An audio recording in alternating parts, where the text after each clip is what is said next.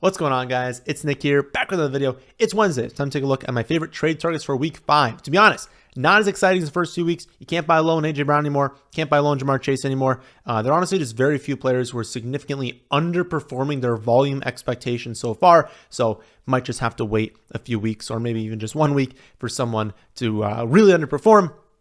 I'll start by mentioning a few players that I talked about in the past that I still want to go after even though they haven't been performing really well. So that's Breece Hall, Joe Burrow, T. Higgins, and Dallas Goedert. I would still be trading for those 4 players, even though, again, the production has not been there since I said trade for them like last week or the week before. Hall was around the same snap share last week. We've been hoping he would increase. It did increase up to 2 weeks ago, but then it was kind of the same last week, didn't increase at all. But he was once again the best running back on the team. He does continue to get healthier every single week. He should have probably had like an 80-yard rushing touchdown, but Conklin fell down in front of him, who was going to block the safety for the easy touchdown. And so then Hall was probably anticipating him not falling down and actually blocking the guy in front of him. And then he couldn't make a miss, gets tackled. So he ends up with like 6 carries, 56 yards, something like that. But these big plays keep happening and he's still not 100% yet. Like once he is 100% to close the season, he's going to be getting a lot more touches, both on the ground and through the air. He's going to continue being super explosive. And listen, even headlined by Zach Wilson, who, I'm going to be fair to Zach Wilson, look, that was his best game he's ever played, right? He looked half decent, which is never something you can say about him. If he continues playing like that, stock's going up for all these Jets players. Not super high, right? We still would prefer they trade for someone, but better, right? But even that, even Zach Wilson playing like that, like this is a team that would prefer to build a lead, lean on the defense, and run the ball. They just haven't been able to do that because Zach Wilson can't get them a lead. And then, of course, they're playing Kansas City. They're not going to jump out to a lead in that game. But there will be weeks where the Jets get up, teams can't really move the ball against their defense, and that Breece Hall starts to rack up a lot of carries. And once he's 100%, they're going to be more willing to give him these carries. I think in the second half of the season, he's going to have a really good year. I think he can be a running back one over the second half. People who drafted him, took him early, are probably not off to an amazing start. And so if you can trade for him now and afford to bench him probably for a few more weeks before then rolling him out there, you're 3-1, you're 4-0, you can afford to take the hit, I would do it. Very similar story with Burrow, with T. Higgins. The people who drafted them are very upset right now. They are unlikely to have gotten off to a really good start. So if you're doing well, you can afford to take the hit short term. Doesn't mean you're trading them away for draft cost. You're not giving them amazing players, but if the person really needs to win right now, they're probably not going to ask for a whole lot. And of course, they're going to ask for less than what Burrow and Higgins will be worth in the second half of the season once they both get healthy. You just have to know it's going to be gross in the short term. Like Burrow's clearly still hurt. Higgins just got hurt. I'm expecting both to be healthy in like a month or so, like in that general range. And so if you can afford to you look at it and you're like, okay, I'm 3-1, I'm 4-0. I don't need to start them. I can probably trade them for bench players or maybe like a flex player that I have, someone of equal value on the bench. So I don't really care which one it is. If you can do that, think you can still win. You're winning in the long term because you're taking the short-term hit for future game. I wouldn't give up your quarterback for Burrow and then be like, oh, guess I'm starting Burrow from now on. No, I still don't want to be starting Joe Burrow until I see that he's healthy. But if you have to, maybe the person that drafted Burrow picked up someone off free agency. Now they're benching Burrow. They're still playing bad. They need help at other positions. They need help at wide receiver, running back. You might be able to give up a flex player to acquire Burrow, to acquire T. Higgins. If that team needs to win right now, I think that's definitely worth it. And then Dallas Goedert, he's not actually underperforming his volume by that much. Given the volume that he's receiving, he's performing worse than expected, but not significantly worse. What I said last week was I think the volume itself is going to increase. Didn't happen last week. It was a really bad matchup against the Commanders, but gets a neutral one this week, gets the second best matchup for tight ends in week 6, sixth best matchup for tight ends in week 7. So things are probably going to look up for Dallas Goedert. Again, it's Dallas Goedert. I know that they have AJ Brown, they have Devonta Smith. I know they have now DeAndre Swift. Like, this is a great offense, but he had 55 and 58 receiving yards per game last 2 seasons. He's down to 22 right now. He's not going to finish the season with 22 receiving yards per game. Dallas Goedert's a great player. He's going to be involved in this team. It's just a matter of time before he has a good game. I'm not expecting him to be like a top 5 tight end, but he should be someone moving forward that we can still use every single week. And if, the person that drafted him struggling isn't really using him anymore, someone to go after. Some new names that I've not mentioned before. Top one this week is Tony Pollard. Dallas destroyed New England by what? It was like 38-3 last week. What's going to happen in games like that is if the touchdowns don't flow through Tony Pollard, right? We have a game like McCaffrey. McCaffrey was the one scoring all of those touchdowns. So you didn't care if it got up really big late. Like, it doesn't matter. Like, he scored those touchdowns. If you're on the other side of that, Tony Pollard, their team got up really quickly, but it wasn't him scoring the touchdowns. It's going to lead to potential duds, even in really good games. He has 60 yards, doesn't score 14 touches, making it, I believe, 3 straight weeks now without scoring. He scored in week 1, has not scored since. But the thing is, Pollard is first in red zone carries with 27, with like 4 or 5 more than second place. He's third with 5 carries inside the 5-yard line. Like, the volume is there. It's not us being like, oh no, does Tony Pollard not have the goal line role? Does not have a red zone role? He has the most carries by a good chunk of any player in the NFL inside the red zone. He's just only scored twice on those carries, while everyone else inside the top 5 has scored at least 5 times.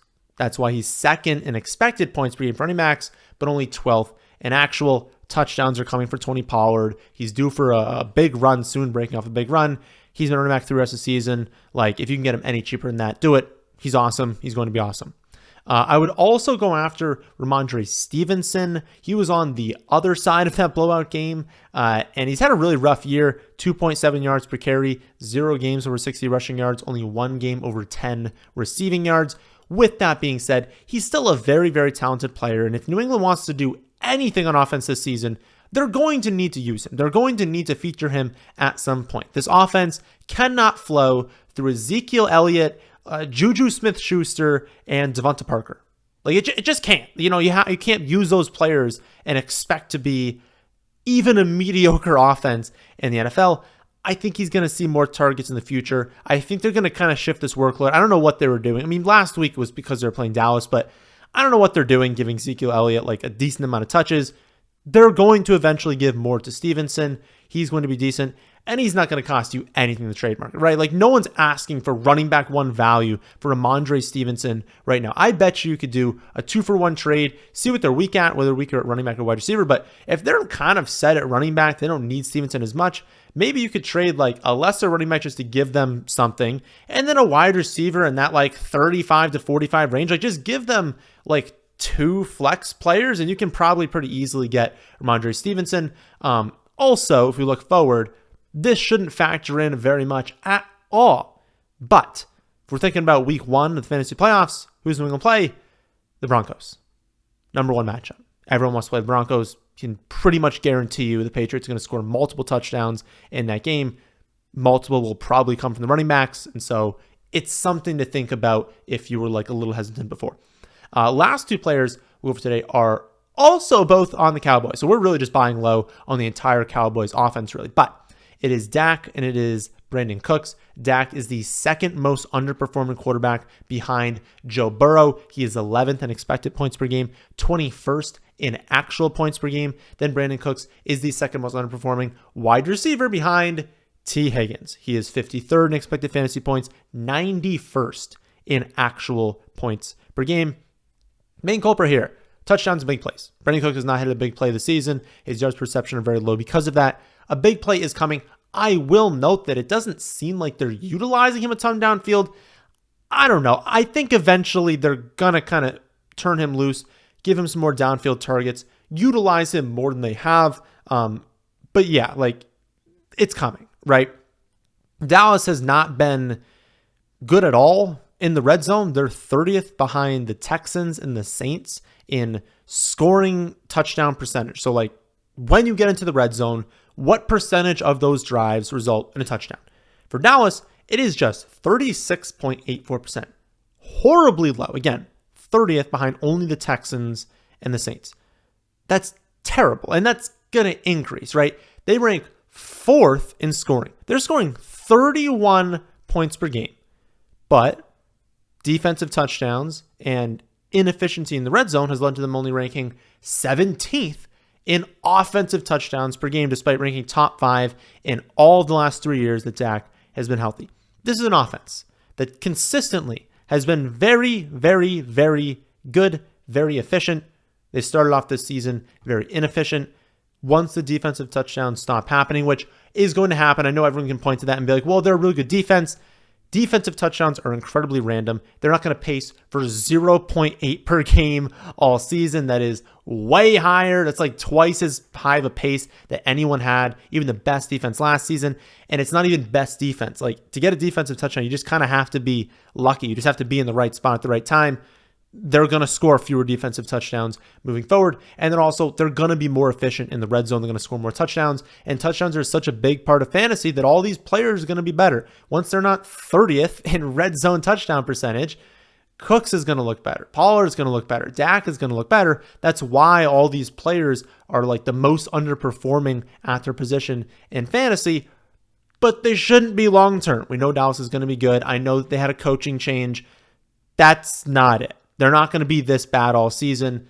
It's randomness over a 4-week sample. They're going to improve. So I would invest in the Cowboys offense. And honestly, you know that people are panicking, right? Like, I have Pollard rest of season as a running back 3. Dak as the quarterback 14.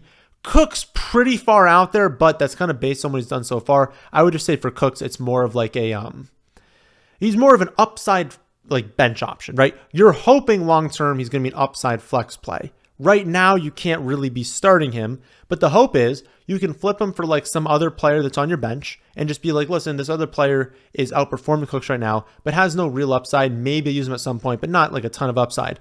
Cooks at least has the upside to potentially be used in the flex. So that's how I would kind of view it. But I would just say people who drafted those 3 players are not super pumped. After week 1, I have 20 Pollard in 1 league. You're pumped after week 1. You're not pumped with what's been happening over the last few weeks. But again, it's just the touchdowns. Those are going to be coming. Same thing with Dak Prescott. It's just the touchdowns. That's why they're underperforming right now. That's going to, fall in their favor. The luck's going to fall in their favor moving forward. So those are the players I'd be trading for this week. If you want to see my full rest season rankings and projections, along with my weekly rankings and projections, you can see them on my website, thefantasyfootballadvice.com. And if you want to see any of the stats I talked about today, the expected fantasy points, actual fantasy points, you want to see, air yards per game, you want to see everything broken down only in weeks 2 through 4, you can see all that also on the website. I'll be back tomorrow to break down every single game this week. That, my friends, is the next one. Hope you all enjoy. If you did, how about hitting the like button? Have subscribed to the channel if you're new here. Thanks for watching.